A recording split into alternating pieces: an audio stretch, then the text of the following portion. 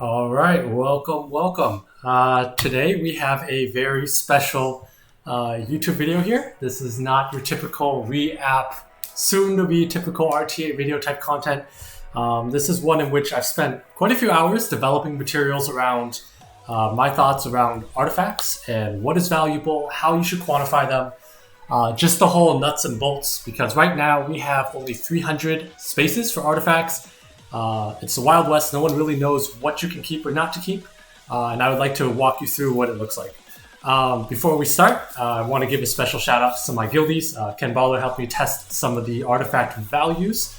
And Sawag and Silent also provided me some inputs I used for my total damage calculation. So the purpose of this, and by the way, I will also link the Google Slides into the YouTube here, as well as it'll be a command on my Twitch channel, ! Artifacts. But the purpose of this is basically a couple reasons. First of all, I want to find a way to value an artifact, right? There's 40, 30, 40, 50, some different skills, substats, and we don't actually know what's good, what's bad, right? You're gonna find a lot of content creators tell you that you wanna look at the efficiency of an artifact and what monster it goes on, right? You wanna look at how many rolls it's got.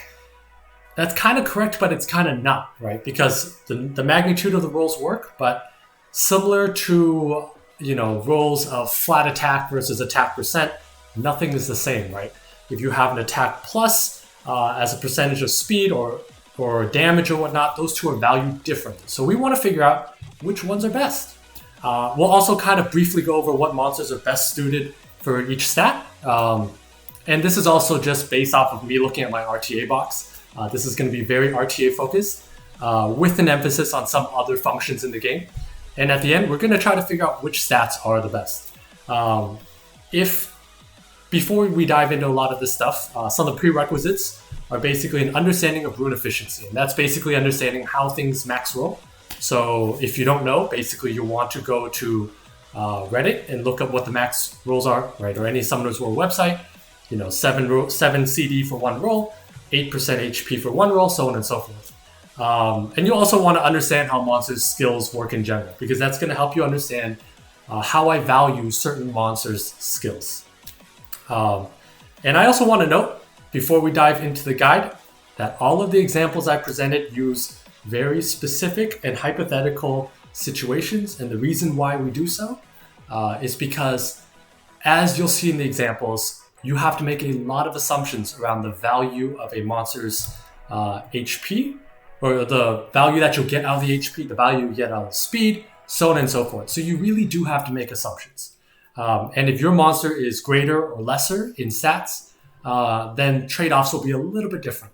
But the goal of this is really to get you a directionally correct idea in terms of which stats are valuable and which stats are not. This is a slide I'll be working on. I spent like so many hours today working on this. So this is the last one. It's a table of contents to be linking things in. But as an overview, here's what ComTwist has posted. Here is a list of all of the possible substats, from crit damage percent, recovery percent, damage dealt on element, damage received from element, and a whole bunch of these.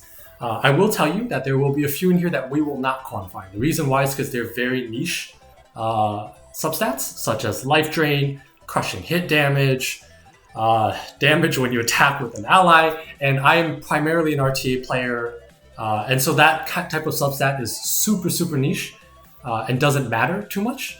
If you do want to calculate it, hopefully at the end of this video you'll have a good understanding of how to figure that out on your own. Anyways, before we start, here's an overview of how I believe any upper G2, G3, and to an extent anyone should be looking at your artifacts. So the overall formula is this. You want to look at your rune equivalent number of rolls multiplied by your predicted efficacy, and that's equal to your total artifact value of that substat roll.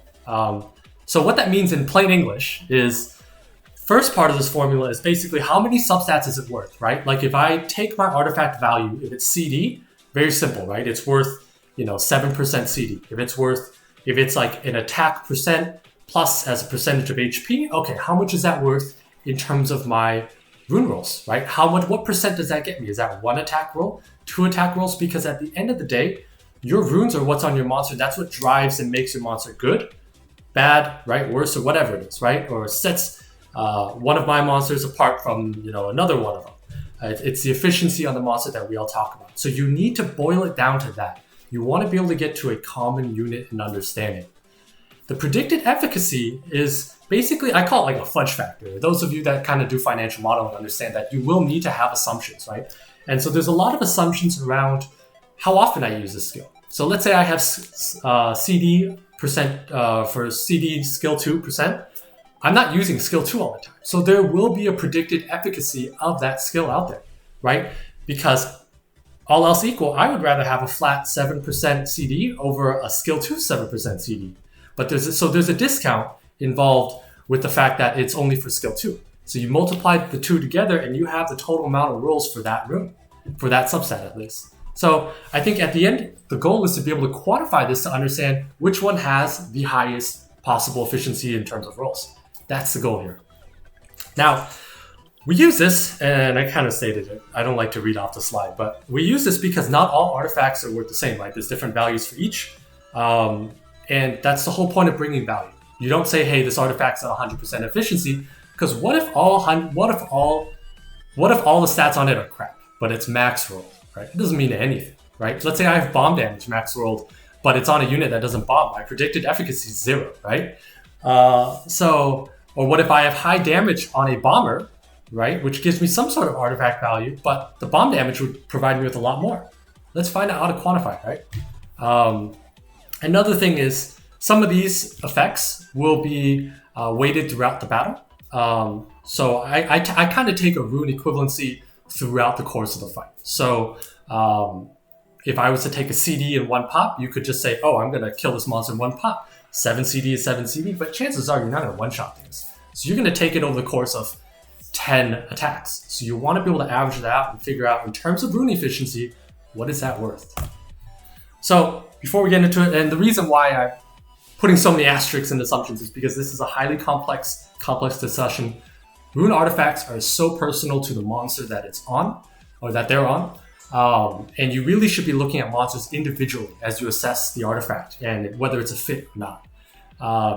And I also think the artifact should be placed on the monster first before you determine the rolls. And the reason why is this: at least from an RTA standpoint, you need every stat, right? You need some speed, some survivability, some HP. So if my artifact has a base stat of attack or whatever, we're not even looking at that, but base stat of attack, I get more damage, I can make it up in runes that make it have slightly less damage, but more survivability, right? And have the two equal out and kind of come together, right? Very hard to go the other way, to have an artifact be general and then just kind of build your monster around it. You want to pick the artifact and then fit your runes around it if need be, or just have the artifacts enhance the monster in the way you want. But artifacts need to come in first. And again, as I just noted, the main stat of the runes matter, but looking at it from an RTA point of view, so let's say Sierra, Vanessa's, even Amelia's, you need every stat. You want some attack on an Amelia. You want a bit of everything. So I don't really care about the base stat so much. I'm going to assume that my runes can kind of take over it. And if the base stat matters, I mean, you can always calculate it in some other way. But the point of this is really to look at your substats and figure out which substat, max roll for max roll, is worth more than the other. And we will also assume max rolls for everything, just as we look at each substat, because that's the whole point of efficiency. If we're not looking at max substats, then what's the point? And eventually I will be working on a rune calculator, artifact calculator, in which we can kind of enter your own substat and figure out the rune equivalent value of it. But that takes a lot more math. I don't know if it'll ever get done because it's so complicated. But at least the point of this is to give you a directional sense of what is high, medium, low, what's good, what's bad.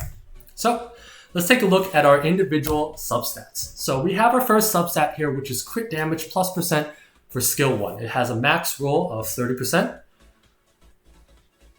So if you think back to our formula that we created, first of all, these monsters are typically going to be on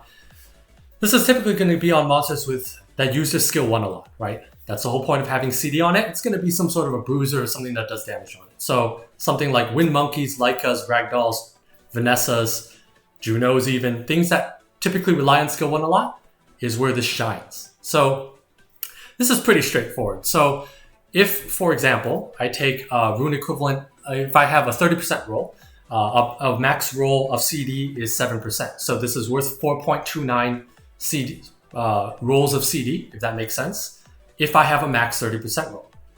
However, I don't always use skill 1, right?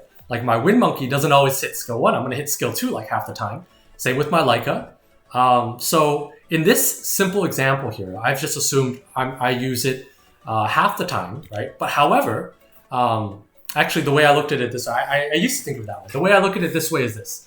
The skill 1, the multiplier should be based off of the total damage output. And the reason why is that you're amplifying that total damage output, right? So if a Wind Monkey's, let's take a Leica's, Wind Monkey, whatever. If your skill 1 represents 25% of your total damage, then this rune, this CD, is only worth that times the extra 0.25%. It only enhances that 0.25%, right?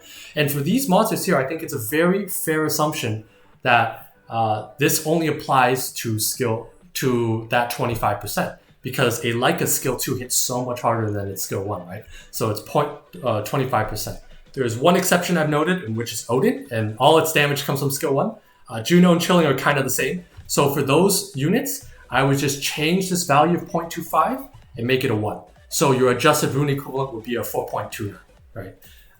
So that's how I would change the value of this one for those units. But for the others, like a Ragdoll, Leica, Vanessa, you're looking at about 1.07. If you get a max roll here, it's worth 1.07 actual rolls on a rune.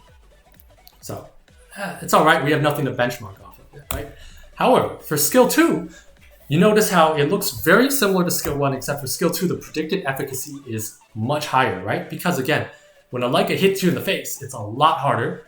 And when you amplify something that's bigger, that amplification part is a lot bigger, right? So you have 0.75%. I think it's pretty fair when you look at a monster's damage. If you feel it's differently, you can always do the math on your own. The rune equivalent number of rolls, pretty self-explanatory, 4.29. So for this, I quantified the adjusted rune equivalent number of rolls as 3.21. So a skill 2 CD on average is worth probably 3 times a skill 1 CD, which makes sense. So very useful for you when you think about it in that context. Now, same thing when I look at skill 3. Now, some of you may go and add up and say, hey, why is this 0.7? Why is skill 2.7? And why is skill 1.25? The 3 don't add up to 1, right? And the reason why is that when you look at monsters that use their skill 3 a lot, like Daphneses, Oberons, their damage hinges primarily on skill 3. That's why I've kind of kept the monsters that are best in mind when I come up with the predicted efficacy. Because I'm not going to put a bad artifact on, or an artifact that doesn't fit a monster together, right? So I'm kind of thinking best case scenario. So for these monsters that really use skill 3, again, you're looking at a 3.2, somewhere around there, equivalence, right? If somehow skill 3 is a much higher portion of damage, then your predicted efficacy goes up and you have a higher adjusted rune equivalent, right? Greatest value can be 1, and it won't be 1 here because you do some damage off skill 1. So this is kind of what you're looking at for this. Now, recovery is a little bit different. Recovery is an interesting one because it's healing. How do you measure that, right? But this was in one of my breaks that I took throughout the day. I tend to think a lot during breaks while I'm eating, drinking water and whatnot, taking a shower, so on and so forth. The whole point of bringing a monster that heals, a support monster, is one of the main reasons is the healing, right? If I were to bring in a Fran or a Triana or an Annabelle, sure, you have a lot of efficacy because of skill 3, right? From the Annabelle, skill 3 immunity from the Fran, but what is that value of the recovery, right? So the magnitude of the heal should actually be based off of my total speed, because think about it this way, if I have 30% more healing, it's almost like I got to heal 30% more times with it. I'm looking at the total amount of healing delivered over the course of the entire battle using skill 2. So from that standpoint, I'm assuming a 250 speed unit, and obviously you know that rolls of speed are 6 speed per roll, and you have a 30% max roll, so that max roll is worth 12.5 rolls, right? If you count based off of the total speed. However, where, and this makes sense if you do a gut check, where this value kind of shrinks down a lot for these healers, is the fact that the efficacy of skill 2 is not very high, because for these healers, they have a lot of other utility. So you're not going to be using skill 2 all the time, right? On Fran, you're going to be using 3. On Triana, you're going to be poking, doing damage. Annabelle, you have skill 3, so on and so forth, right? You may be saving heal. So while it's worth a lot of rolls in one pop, it's not the amount of times you'll actually use it is maybe 1 in 3 times. Now, this may be higher or lower depending on how you use the monster. For example, Lucia may use skill 1 and 3 a little bit more often. But I find that this makes sense when I talk about, for these support units, which runes which artifacts I want to put on them. This kind of quantification tells me that I really want to use recovery, because that's the whole point of bringing these monsters in, is to heal. This does not count overhealing. That's a totally different discussion, a lot more fuzzy math to get into. But for all intents and purposes, the more often you heal, or at least the bigger your heals are, it's very similar to the more often you heal. Now, skill 3 is a little bit different of an animal. And the reason why skill 3 is different is because we have monsters that have such a big impact, or that deliver such a big impact based off of skill 3 heals. So for example, the 2 monsters I had in mind, main 2, were Molly and Tetra, right? Tetra, you have the passive that it's used for, and Molly, you have its passive with its healing that's used for 25, I think it's 20% of healing. 20 or 25, somewhere around there. And it's toxic, right? It's in the meta, it's really hard to deal with. So for these monsters, I'm thinking best case scenario, the predicted efficacy is 1. It's always active when a monster takes a turn. Now, it makes sense when you try to find the total healing delivered over the game, that if you're increasing the heals by 30% per pop, that is very similar to increasing my speed by 30% in a crazy way, right? Now, there's trade-offs in the fact that if I had more speed, I would have smaller but more often heals versus bigger but less often heals. That's a difference you want to talk about in terms of burst damage and actual playability in the game. But in terms of rune efficiency and just stats across the game, this is what makes sense. So if you have 250 speed on a Molly, and you have a 30% max roll divided by 6 speed per roll, it's a pretty giant rune equivalency because it's based off of your total speed. And this is, your uptime is 1, right? So I give this a 12 these are 12.5s for these monsters specifically. For other monsters such as like Fran, Praha, Miengs, there are other uses for it. So your 1 on predicted efficacy is going to be a lot lower. It might be somewhere around 0.3 or something like that. And your equivalent, adjusted rune equivalent might be a lot lower. Another way you can look at recovery that I did not go down to look into is you can look at it based off of the total HP of the monster that you are healing over time and try to value that in terms of rune efficiency when you backtrack and say how much health does it get across the game. But I find it a lot easier to look at the monster's speed and how much heals it delivers over the course of the entire battle, because at the end of the day, I'm looking at total healing that my Molly delivers. So that's that one. And I think recovery for skill 2 makes a lot of sense. If I have a Molly and a Tetra, there's not really much else I'd be looking for except for maybe damage mitigation, which we'll get to later. So again, now next stat, we're going to be looking at accuracy plus percent. We're going to go to skill 1, 2, and 3. And also, by the way, I forgot to note earlier for crit damage skill 4, you'll see a list later. I did not jot down skill 4 because the Cannon Girls are not very good at the moment. There's no point in valuing this, too niche of a skill. Come on, come to us. Why do we have crit damage skill for skill 4? For accuracy here, again, we have a predicted efficacy of about 0.5, because if you think about it with the monsters that use it, Wind Monkey, Fire Monkey, Josephine, Fengyan's. Fengyan uses it like half the time, right? If you balance between skill 2 and 1, maybe more often on the one side. Josephine, Fire Monkey, Wind Monkey, it's about, every other time you'll be skill 1ing, skill 2ing, alternating. So it's a 0.5 here. And when you look at the rune equivalents, I mean, a max roll for accuracy is 8, so you take 30 divided by 8, you have 3.75, multiply the 2 across, and you have a adjusted rune equivalent number of 1.875 if you have a max roll. So overall, decent number, fair number. It's nothing mind-blowing, but it's something, right? Skill 2, I would say, is one in which you want to look at the monsters specifically. And that's why I always label the best monsters and some that are somewhat effective. So earlier in skill 1, we saw that some monsters use skill 1 sometimes and some use it, half the time or whatnot. But in skill 2, if I have my Sierra on accuracy or my Vanessa on accuracy, the whole point is for that skill 2. So you can basically count that efficacy as 100% of it going to the stat that you want it to, right? Because my Sierra's accuracy doesn't matter except for on the bomb, and the whole point of it's for the bomb. So 100% of the accuracy will go towards my Sierra for the skill that it's intended for the time, the use that it's intended for. That makes sense. And then, of course, you have other situations where, for those that take turns 1 in every 2 times, like monkeys, the accuracy is worth about half, right? So again, similar rune equivalence number, 30 divided by 8, multiply across, and you, depending on the monster you're using, you're looking at somewhere between 1.8 to 3.7 adjusted rune equivalent number of rolls on a max substat.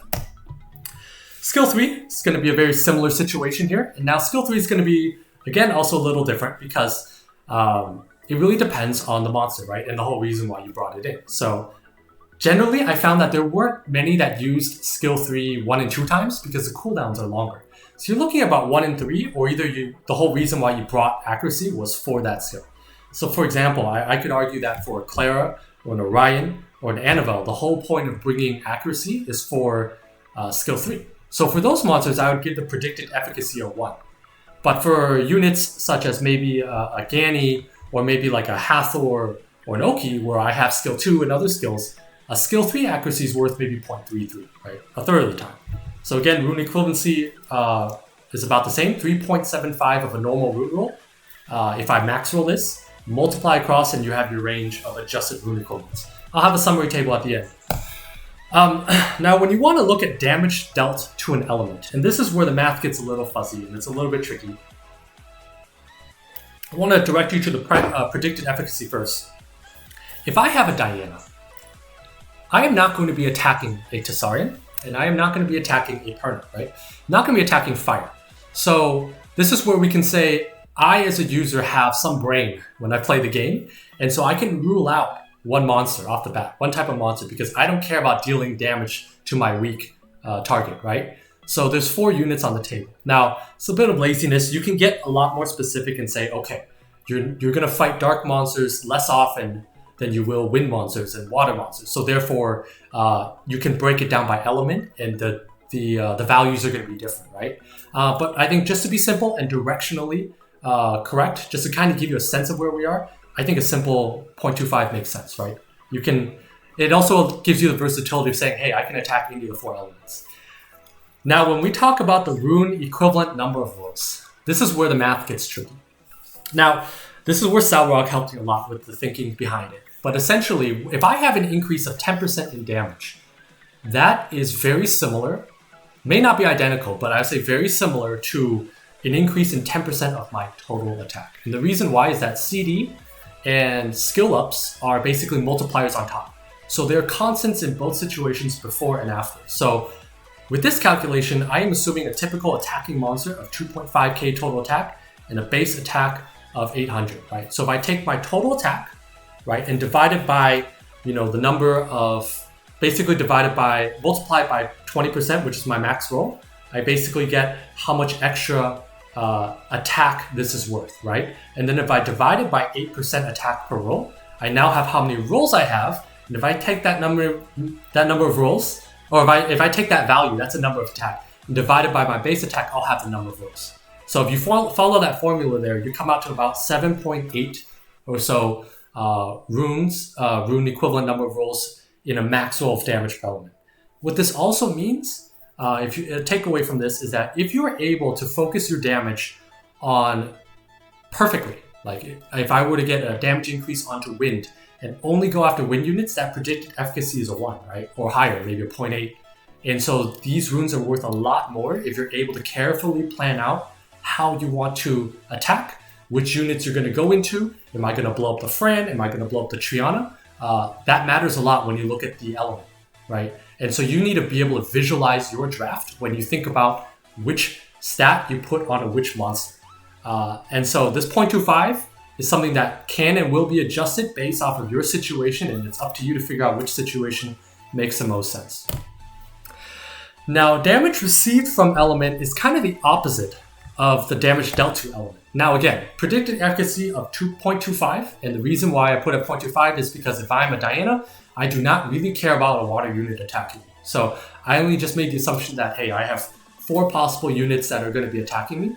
Now, of course, this also assumes that your unit is going to be the target of death, right? Like if I have a molly, no one's going to hit my molly first. So this predicted efficacy is probably a lot lower. It just doesn't matter. It just literally doesn't matter. But for those that tend to just be the first target to die, this matters. This would be a 0.25, and then you can adjust the weighting depending on element and situation. For example, if I had a Fran, I want a little bit more fire reduction from Daphnis or wind reduction from Diana, right? Now, when we look at the total rune equivalent number of rolls, similar to how the other one's based off of total attack, and where you have an increase in attack, you have more damage dealt, and you can roll it back to how many attack rolls did I get. You take this and roll it back to how many HP rolls did I get. So for this one, I assumed a typical monster post-tower of 35k HP. Pretty normal. You're going to have typically about 30-some k HP on RTA monsters. So when you add up the rolls and you multiply by a max roll of 20% and then divide out by your base HP of 10k, you get about 8.75 rolls. Now it's interesting to note, in the previous one, when you're dealing damage, it's 7.8, but when you're receiving damage, it's a higher rune equivalence of 8.75, right? And the reason why is that as RTA players, we tend to make our things tankier than they do more than harder hitting.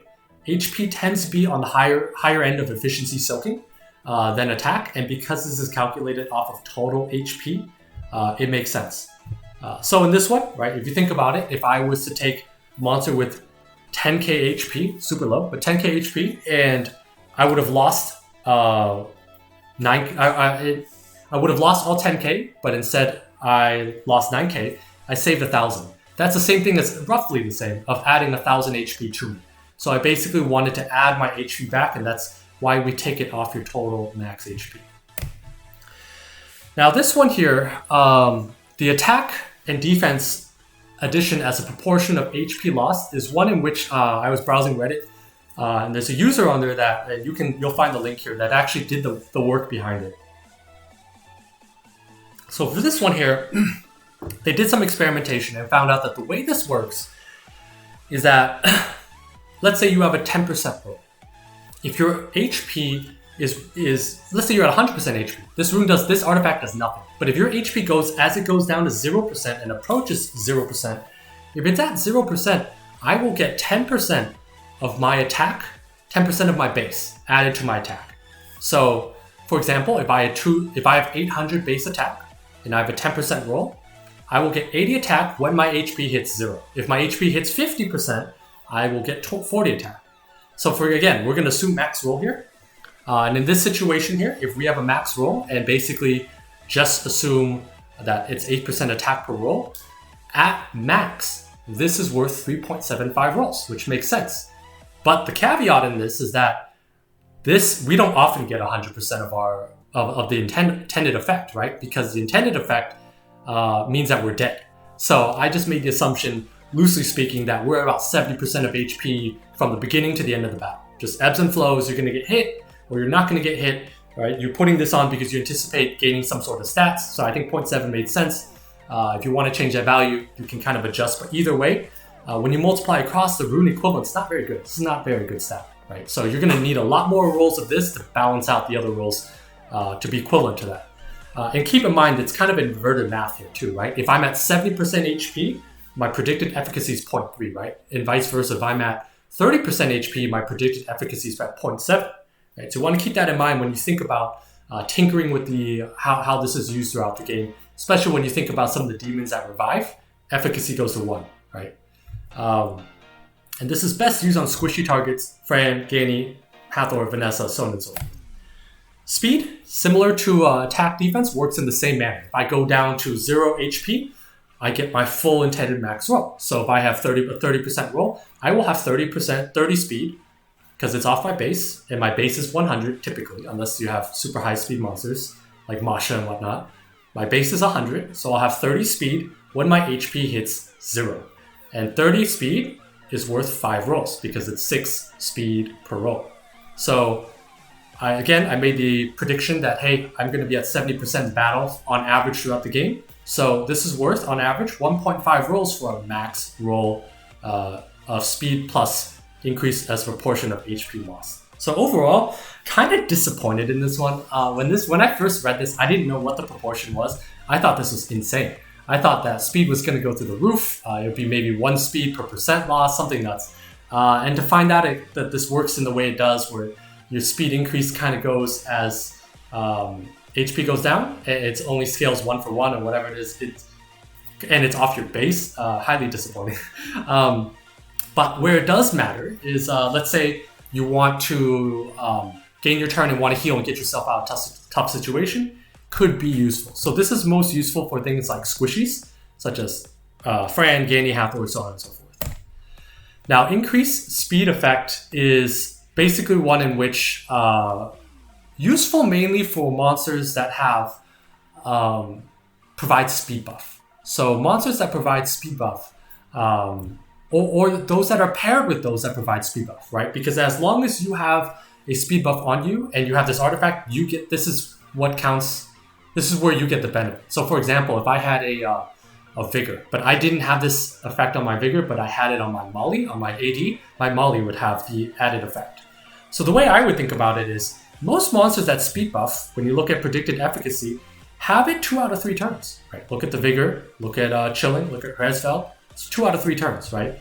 So I'll have an uptime of 2/3 throughout the battle. I think that's very fair, that you're going to use it throughout the battle as often as it's up. Now, in terms of rune equivalents, if you know anything about speed buffs, you know that it's taken as a total of your total speed, or as a percentage of your total speed. So this speed effect is 30% increase on my speed buff increase. So if my speed buff increases, it's always 30%, and I have a max roll of 30%, that's a 9% increase, right? On top, right? That'll be added on the whole thing. So basically it's 9% on top of my whole speed. If I assume a 250 speed monster, and then 6 speed per roll, this is worth 3.75 rolls of speed. And then multiplied it by how often I'm going to use it, and I have an adjusted rune equivalent of 2.5 rolls per max subset, which is not bad.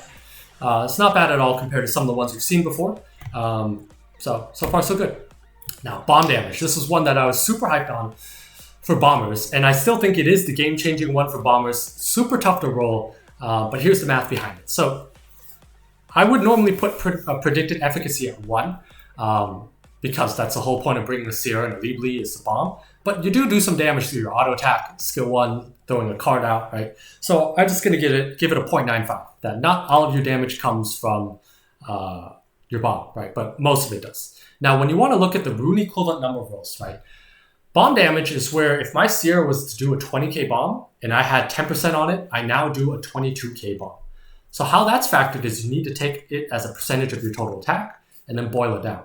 So your post-tower attack, you take 15% of that from my max roll, and then you find out what that is as a relation to my base attack, because once I get the flat number of attack, and then I divide it by base attack, I know how much percent it's worth, right? Then I divide it by 8% to get the number of rolls it's worth. And when we did that math with this example base, we have 5.86 rune equivalent number of rolls per max roll bomb damage. So super effective for Sierras, Giannas, and I would argue that this is prioritized above any other damage mitigation one because you can always build a tankier Sierra, but this is a lot of juice per step that you have here. Now this is the one that I would say of anything in today's review is going to be the fuzziest and probably the hardest one to think about.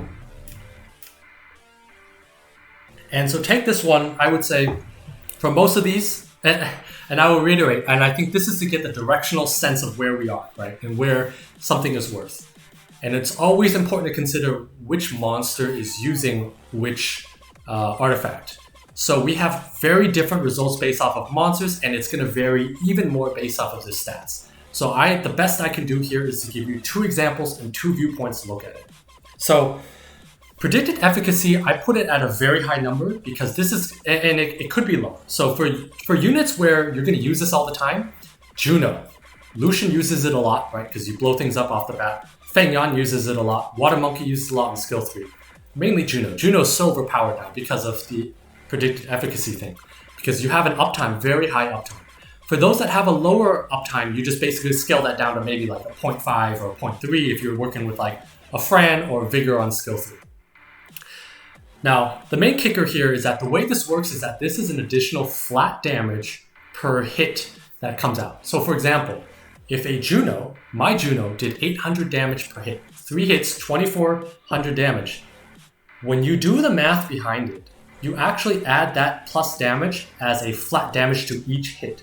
So if I did 800 per hit, and now I have 200 extra damage, that's actually 1000 per hit, or 3000 total damage, as opposed to 2400 before, right? If you take 100 base speed average, right? And these are calculated as a percentage of your base. So let's say I have 100 base speed, a 200 max roll, which is the max roll of speed. I got to change that 15 to speed here. Actually, I'm going to do that now because that's bothering me. There we go. So if I take that 200% and multiply it by 100 base speed, that's 200 extra damage, right? And I wrote out an example here, but speed will give you a little bit more juice, but attack, defense, and HP also give you something, and you'll see the values there. But from a Juno standpoint, I basically took my damage from 2400 total per hit to 3k, right? And the number can vary based off of your Juno's original damage or other factors, right? But for my specific example, that's what it looks like.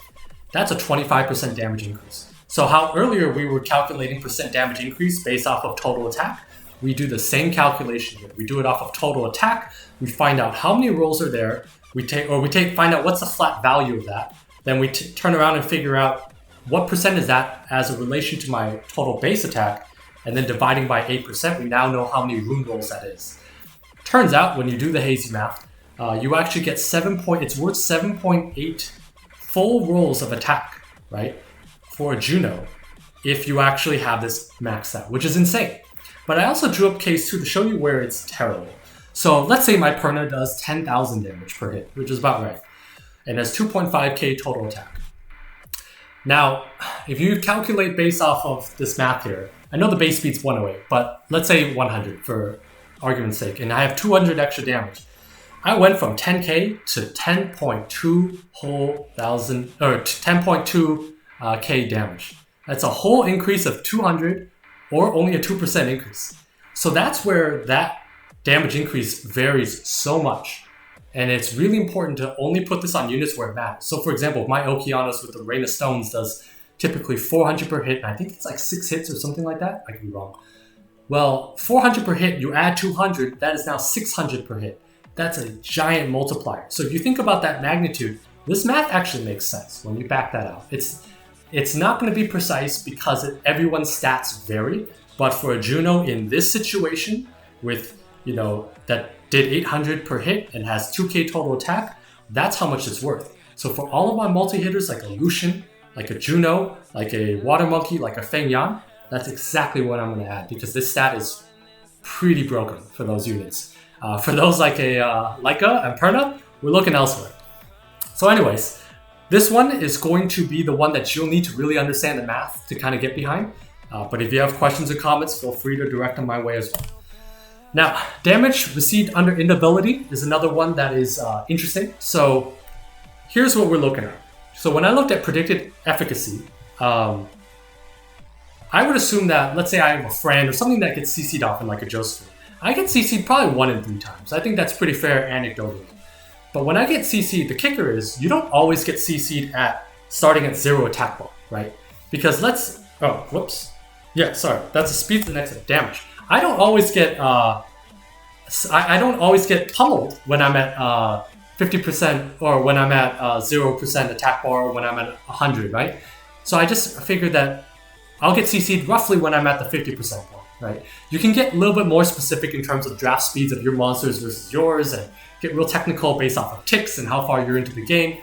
Let's not go there. Let's just say 50% attack bar and I get CC'd about a third of the time, so 1 in 6 times this will be active. Makes sense throughout the course of the game. Rune equivalent rolls. Now, when I look at the damage received, well, when you think about damage reduction earlier in color, same thing here. For every 1% damage that I've reduced, it's almost like I have roughly 1% more HP. Not quite perfect, but it's about there. So if I take my average of 35k HP total unit, figure out how much this is worth in terms of total raw HP, and then figure out how much That's worth as a percentage of my total base, and then divide it by percent per roll. I have the number of rolls, which is 6.56. Multiply across, this stat is not very good. It's at 1.09. If 1.09 adjusted rune equivalent number of rolls. However, if let's say you get CC'd more often than 1 in 3 times, or based off of ticks and understanding of game flow, you know that you're going to get CC'd oftentimes when you are at the beginning of your attack bar, maybe this becomes a lot higher value, but I'm not going to hold my breath for it. Now this is one that I was alluding to earlier. This is the speed increase under inability plus percent. Now I'm also a little disappointed by this one because I was originally so hyped about this one and I thought this was the perfect one. This is the one. This is the one where if I load up my Juno and Josephine on it, if that Hathor sleeps me or if I get stunned by Oki, I'm just going to race in front of that Hathor, and from there on, there's no way I'll ever be CC'd and I'm good to go. Turns out this is based off of your base. Also, this is based off of your base. This is based off of your base. And because of that, we again assume 100 base monster instead of a 250 that I would have liked to assume, but we assume based off of 100. So the max speed I'll ever have from this is, what's 30% of 100 is, 30 speed, and then that's worth 5 full rolls. However, I don't always have this active, right? Because oftentimes the, similar to earlier, predicted efficacy wise, you could get CC'd halfway through, or you could get CC'd, beginning or the end of your attack bar. So 1 in 3 times makes sense. Adjusted rune equivalence is pretty low. You want to use this typically on monsters that have that get CC'd a lot. Frans, Josephines, Junos actually do get CC'd with sleeps and whatnot, lowering of attack bars while being CC'd. Sierras, Gannies, so on and so forth. I will say though, from an actual playability standpoint, if you can get 60 full percent, it makes you quite hard to CC. So from that standpoint, could be worth looking into. Now, when you look at received crit damage minus, I kind of took a little bit of a lazy shortcut on this one. But I think it makes sense, and we don't need to get too hairy on this. So I think predicted efficacy is simple, right? I'm only going to be crit on about 80% of the time, right? When I rune my monsters to do damage, I only put about 80% crit. If you're looking at like a Faint Memory or Obaba on Twitch, they put like 60% crit, right? So I think I'm being pretty generous here when I look at 80% crit. I'm going to get crit 80% of the time, right? And the times I don't crit, this doesn't matter. Now, when I look at how much this is worth, I just looked at it from an efficiency standpoint of a simple reduction to my opponent's crit, their CD. So the way this works is if my perna hits someone, I have 200 crit damage, they had that artifact on, the amount of damage that would be calculated would be worth as if I had 185 crit damage. It just takes off my crit damage. It's not the total damage, it's just crit damage. So I just took it as an efficiency of, off of crit damage rolls, and I think that's pretty fair. You're looking at 1.7. A more accurate way to look at it will be to kind of figure it out as a virtual HP, taking off your total HP to figure out, okay, I'm getting extra HP, and based off of certain monsters and how crit damage and attack and the attack multiplier work together, I'm actually able to have an extra virtual HP of X or Y. That's a lot more hairy math, a lot more hairy than the additional damage that we went through. So I think for the sake of what we're doing here, just to be directionally correct and try to just make heads or tails of what's worth half or twice as much, I think this does the job. We're looking at about 1.71, which puts it somewhere in the middle here. Now, there were a couple stats I did not quantify. I'll go through them and kind of talk you through them, but also explain to you why I did not. Now, I did not quantify these because they were a bit niche, and I felt like it wouldn't really make sense. I'm from an RTA player's point of view. Now, increased attack defense effect is the only one I would argue could be quantified earlier, and that would go under similar to like the speed buff effect, where you're adding attack and that's off of your total attack. So I would just do it that way. But typically for RTA, you don't rely on that as much, your attack and defense buffs. You're relying more on the immunities, bursting monsters down, CC, attack bar gains, things like that. So that doesn't come into play as much. That's why I was not interested in that. Crit rate, similar thing. You're not really looking at that. Counterattack is one of those where I don't use Miho much. I don't think it's a very good monster in RTA.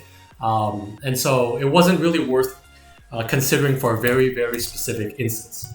Now, damage dealt by attacking together, I know everyone loves Rayok. I don't think you won't see it in SWC, or you shouldn't. Anyone who's a winner probably won't have used Rayok.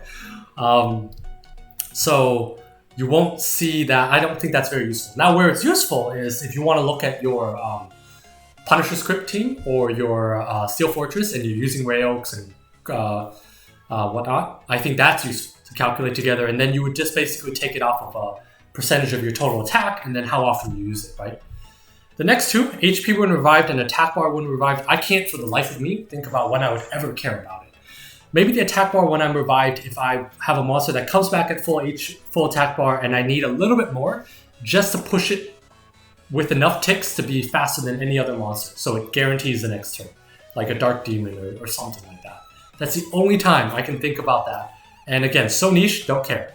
Damage dealt by reflect damage, unfortunately, I don't have a Lydia, so it's not on here. Crushing hit would be mainly for Dragon Knights, and that would be similar to an increased damage, but again, I don't use Dragon Knights much, mainly Lycas and Chows, and I also think they're super niche, so not really worth getting into the hazy math for. Life Drain, seriously, same thing. And then anything with skill 4 is a feels bad moment. If you have that roll, it's pretty dead. Cannon Girls aren't even good.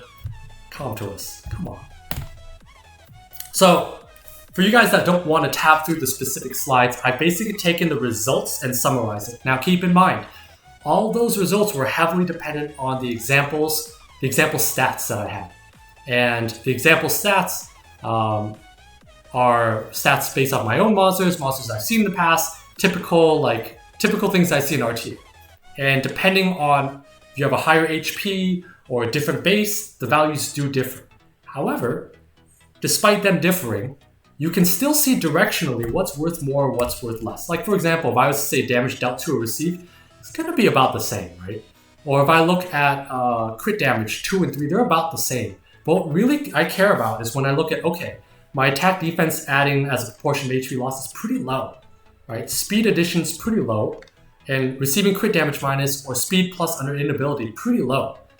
But for units like, where you're talking about additional damage or bomb damage, you can see that it's worth, in the right moments with the right monsters, so much more than something that has like a value of 1 or a 2 on. Right? We always tie it back to the original rune efficiency because that's how the game was built. They use runes, and that's how we calculate things. That's how we understand damage, survivability, and that's no different here. You want to be able to get things to the same units so that you can compare apples to apples. And so by doing so, we are now able to kind of compare apples to apples. It's not perfect, but directionally, this is what we care about. Support units really care about recovery, right? And so much more so than any speed gain as a percentage of HP loss or whatever it is.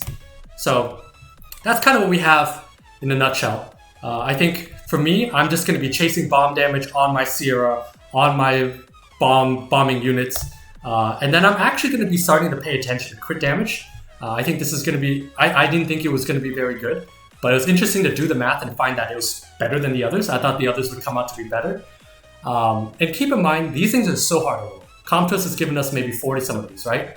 So these are of max substats. No one here is going to have max substats for a while. Right, and as I say that, we'll probably see a few online tomorrow, but no one's going to have max ones. So just getting whatever's relevant to your monster with, roughly the right amount of stats and multiply it out, get the right equivalent efficiency, is kind of what you're looking for. So if you have a super high roll on a CD1, but you have like maybe a roll that's half that much on CD2, you know to go for CD2 instead, right? Or if you have something that's like, say, medium roll on a recovery for like a Molly, but you have a max roll of like even a 30 roll on like speed under inability or something, you know that recovery is worth a lot more. And that's the goal and hope of this, is that you at least understand the logic of how I look at these. I wouldn't say that everyone does it that way, but I would think that this is how a player that wants to maximize the value of their runes and box should look at it or consider thinking about it this way. So thanks for watching the video. If you have any questions or comments, feel free to ask them when I stream. I don't have a stream schedule, but when I'm live, you can watch it. Or you can comment on this YouTube video.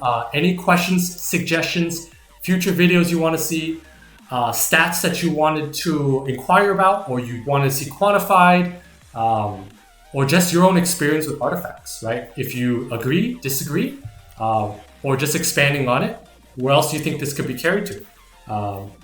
I think that would be great to continue the discussion. But for now, this is kind of what it looks like. The slides here will be linked into the YouTube video and will also be on my Twitch as a command. So feel free to stop by, take a look, and yeah, thanks for watching, and see you in the next video.